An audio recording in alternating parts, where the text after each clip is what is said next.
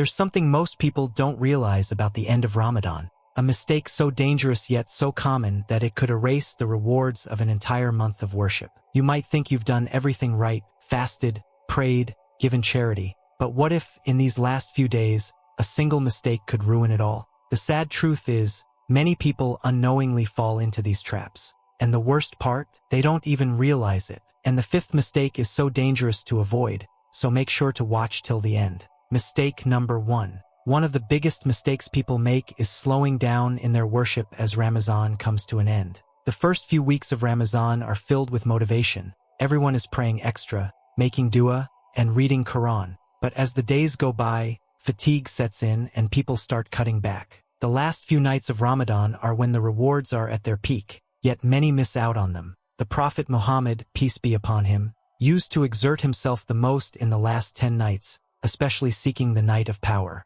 Whoever stands, in prayer, on the night of power out of faith and seeking reward, his past sins will be forgiven. Imagine standing in front of Allah on the Day of Judgment and realizing you were just a few nights away from a lifetime of rewards, but you let exhaustion take over. Are you willing to take that risk? Mistake number 2. For many, Eid is seen as the finish line. They think of it as a celebration that marks the end of worship. But what if I told you that thinking this way could be one of the biggest mistakes you ever make? Ramadan is not just about fasting and praying, it's about training ourselves for the rest of the year. The true sign of an accepted Ramadan is that a person continues their good habits even after it ends. If we immediately go back to our old ways, abandoning Salah, missing the Quran, and falling into old sins, what was the point of our struggle? Allah tells us in the Quran, "And do not be like the woman who undoes the thread which she has spun after it has become strong." Eid is a day of joy, but it's not a signal to return to heedlessness.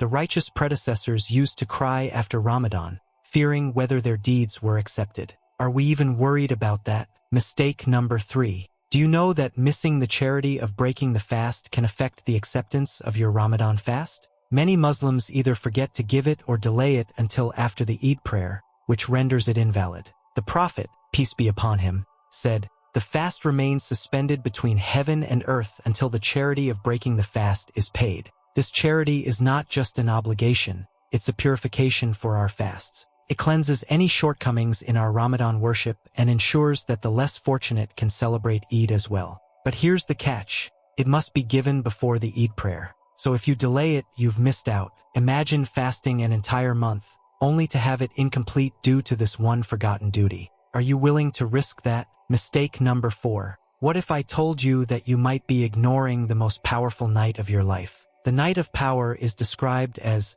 better than 1,000 months. Yet people waste these nights in distractions, shopping for Eid, scrolling on their phones, or even sleeping early. Think about it. One single night of worship can give you the reward of 83 years. Yet we are distracted by things that won't matter in the long run. Even the Prophet, peace be upon him, who was already guaranteed paradise, did not rest during these nights. He would wake up his family, increase in worship, and seek Allah's mercy. But here's the shocking part. What if you've already let a few of these nights slip away? What if your last chance is tonight? Would you still waste it? Mistake number 5. This is perhaps the most harmful mistake. Many people use Ramadan as a temporary reset button. They quit bad habits, stop listening to haram, and start praying. But as soon as Ramadan ends, everything returns to how it was before. But the scariest part? Allah warns us about this in the Quran. Indeed, Allah does not change the condition of a people until they change what is in themselves.